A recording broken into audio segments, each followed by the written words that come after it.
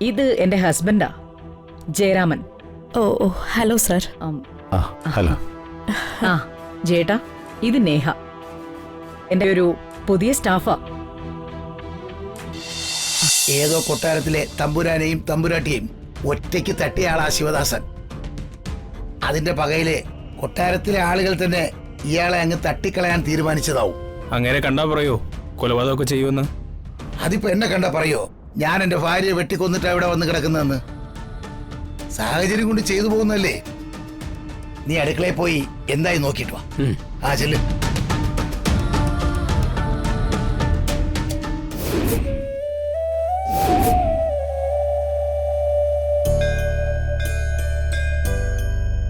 ആളുടെ പേരും നാളും പറഞ്ഞോളൂ. ശിവദാസൻ, വിശാഖ നക്ഷത്രം, ഒരു മൃത്യുഞ്ജയം, ഒരു കുരുതി തർപ്പണം, ഒരു രക്തപുഷ്പാഞ്ജലി, പിന്നെ ഒരു കടുത്തുടി വഴിപാടും, ഒരു ചരടും വേണം. 200 രൂപ.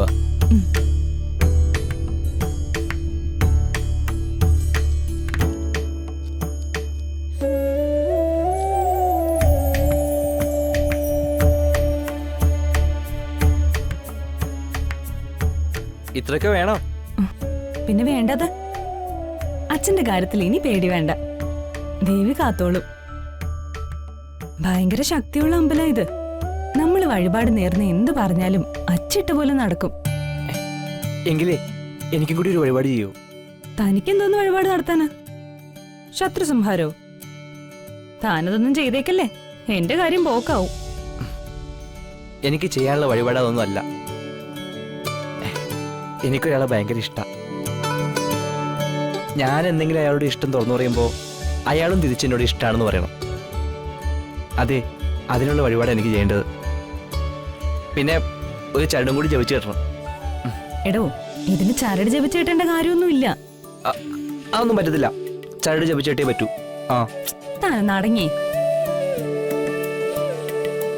പ്രണയ സാഫല്യം, അപ്പോ സ്വയംവര പുഷ്പാഞ്ജലി, അതാണ് പ്രണയ സാഫല്യത്തിന് ഏറ്റവും ഉചിതമായ വഴിപാട്. താനിവിടെ നിൽക്ക.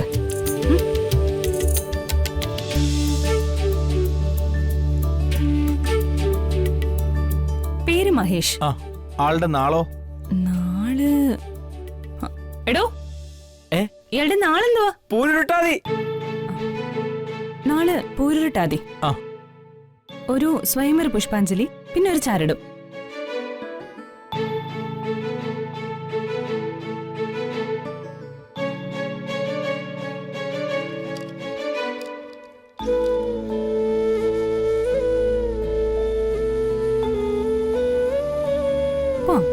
വാ.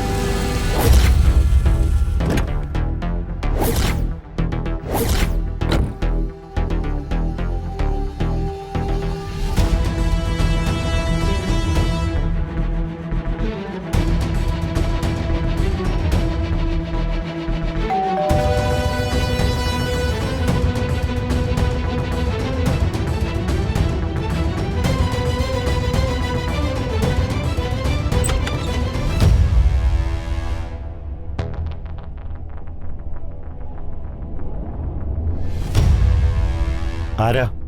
രമ മാഡം. അകത്തുണ്ട്. എന്താ കാര്യം? മാഡം ഒന്ന് കാണാൻ വരാൻ പറഞ്ഞിട്ടുണ്ടായിരുന്നു. ഓ, പ്രണയ സാഫല്യത്തിന് വഴിപാട് മാത്രം മതി. പിന്നെ താൻ എന്തിനാ ചരട് വേണമെന്ന് വാശി പിടിച്ച്? സത്യം പറ, തനിക്ക് പ്രേതത്തെ പേടിയല്ലേ?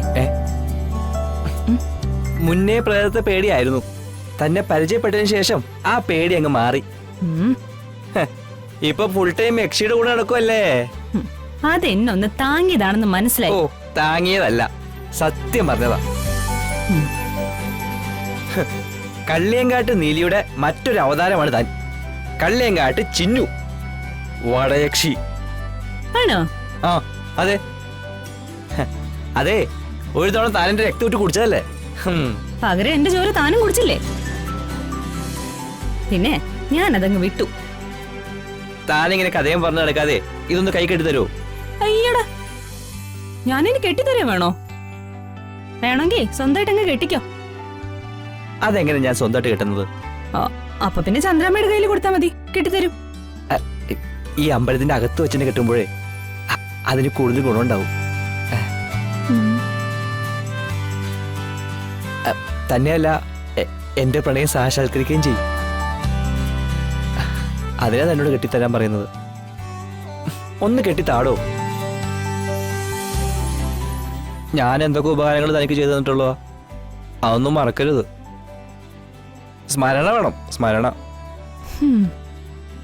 തനിക്ക് ഗുണം ഉണ്ടാവുന്നെങ്കിൽ അത് ഞാൻ വഴി ഉണ്ടാവട്ടെ. ഞാൻ കെട്ടിത്തരാം. ഇതാ ഇത് പിടിക്ക. ആഹാ ആഹാ, നേഹ എത്തിയിരുന്നോ? ഇപ്പൊ വന്നതേ ഉള്ളൂ മാഡം. ഇത് എന്റെ ഹസ്ബൻഡാ, ജയരാമൻ. ഓ ഓ, ഹലോ സർ. ആ ഹലോ. ആ ജേട്ടാ, ഇത് നേഹ, എന്റെ ഒരു പുതിയ സ്റ്റാഫാ. നേഹ വരൂ, നമുക്ക് ഓഫീസ് റൂമിലിരിക്കാം. വാ വാ.